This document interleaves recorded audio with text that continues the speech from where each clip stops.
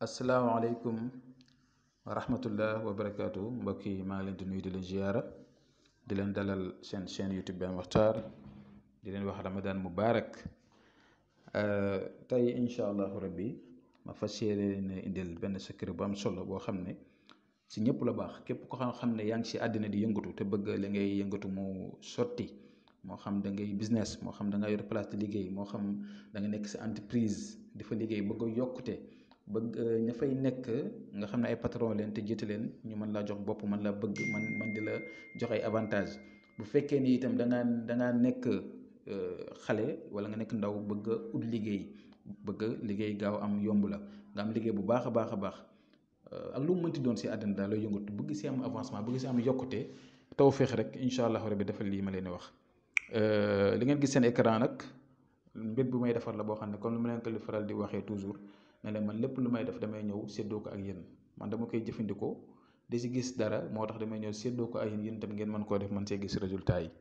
kon lu ci desee na ko yàlla barkeel. li ngeen war a bind mooy li ngeen gis nii seen écran.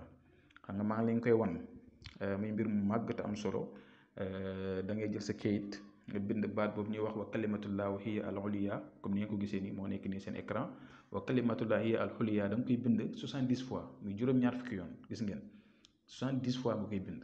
li ngeen gis nii kax ka lilu jaxamun la, kax ka lilu jaxamun leer na, gis ngeen ko seen écran noonu, moom tam 70 fois ngeen koy bind. wa kalimatullaahi hiya al uliya 70 fois, kax ka lilu jaxamun 70 fois.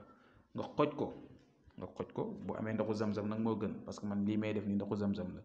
boo amee ndoxu zam-zam nga xoj ko si.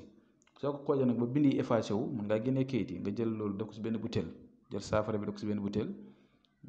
chaque jour da ngay guux sa gémmiñ, da ngay jël ndox mi tuuti rek guux sa gémmiñ, waaye nag bu ko sotti suuf, si mbir nga koy sotti, si mbir daal nga koy sotti, parce que mbir mu am solo la. kenn waru ko jël di ko sotti si suuf.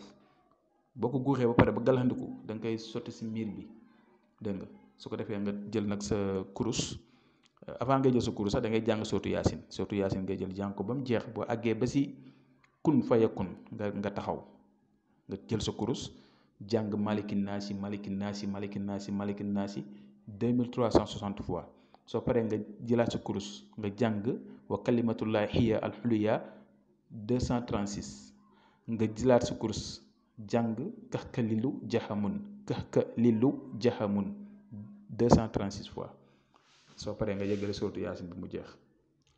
nga di ko def chaque jour wallahi la azim lii amul kenn koo xamante ni man maa leen ko wax dina ko def ba pare di ñàkk si àddinaam.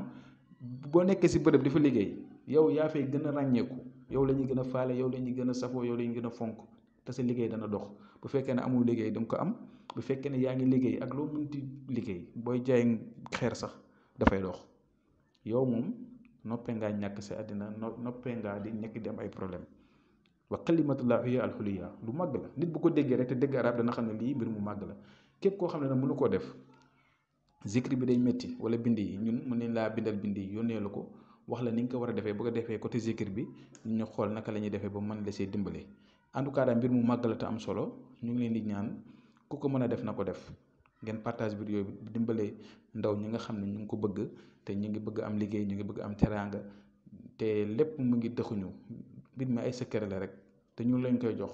kon ñu def leen ko, ku ko mënti def itam bu ñu déggantee dina seet lu ñu ci mën ñu def ko si. kon ñu ngi yem fii di leen jox di daje suba jàmm incha allah. asalaamaaleykum wa rahmatullah.